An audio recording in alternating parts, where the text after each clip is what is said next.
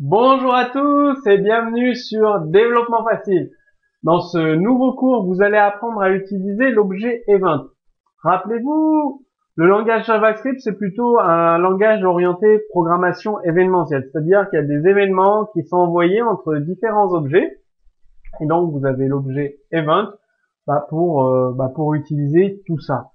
Donc, vous avez plusieurs propriétés, Alt-key, Ctrl-key et Shift-key. Ça permet de vérifier si des touches sont enfoncées en même temps. Par exemple, vous faites Alt, une autre touche, ça va vous permettre de faire des combinaisons de touches.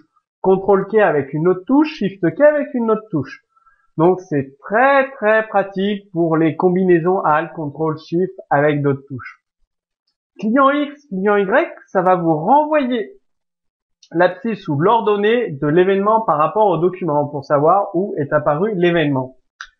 Keycode, ça vous renvoie le code de la touche qui vient d'être enfoncé par l'internaute, bien évidemment. Height et width, c'est la hauteur et la largeur. Donc, ça permet de vérifier si les dimensions de la fenêtre de la page HTML ont été modifiées.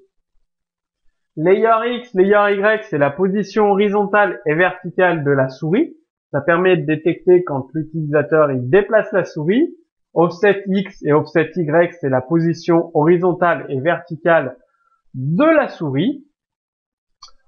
Ensuite, page X et page Y, ça renvoie à la position horizontale et verticale de la souris par rapport à la page, la fenêtre qui est dans la page HTML.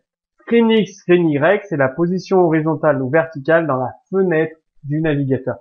Donc tout ça, ça concerne la souris. Il y a des petites subtilités. Moi, ce que je vous propose, c'est de tester, vous testez dans votre code qui correspond le mieux à votre application entre layer, offset, page, screen. Il y a des différences évidemment entre ces propriétés et ça dépend de l'usage que vous avez et de l'application que vous êtes en train de développer. Which, ça renvoie la touche ou le bouton qui a généré un événement. Type, c'est le nom de l'événement qui vient de se produire. Et X et Y, encore les coordonnées de la souris, donc, ou de la nouvelle position de la fenêtre lorsqu'elle a été redimensionnée par l'internaute. Donc là, un petit exemple pour afficher les coordonnées de la souris dans la barre de statut qui se situe tout en bas du navigateur. Là, il y a l'heure, et au-dessus, il y a la barre de statut. Donc, vous récupérez les coordonnées de la souris en faisant event.clientX et .clientY et vous les affichez dans windows.statut. Rappelez-vous le cours sur l'objet Windows. Si ça ne vous parle pas, sur le côté, dans les catégories, il y a un champ JavaScript qui va vous lister tous les cours JavaScript et il y en a un qui est dédié à l'objet Windows. Donc, windows.statut, vous mettez une nouvelle chaîne de caractères, coordonnées de la souris actuelle, npose et npose Y. Et donc, les coordonnées de la souris sont mises à jour en direct grâce aux événements. Rappelez-vous, les événements, le cours JavaScript dédié aussi, vous pouvez aller le consulter directement.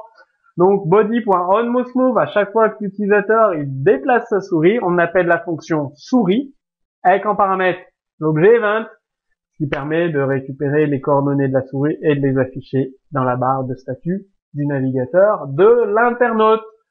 Donc, c'est un exemple tout simple d'utilisation de l'objet event qui vous sera certainement très très utile. Donc, comme je vous l'ai dit, les événements, c'est vraiment la clé pour créer des applications performantes avec JavaScript.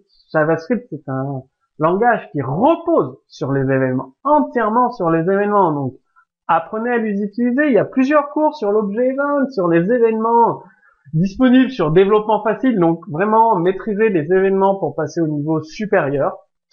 Retrouvez comme d'habitude un exemple de code source sous ce cours vidéo. Si vous avez des questions, posez-les directement sous ce cours vidéo et moi je vous dis à très bientôt pour le prochain cours sur Développement Facile.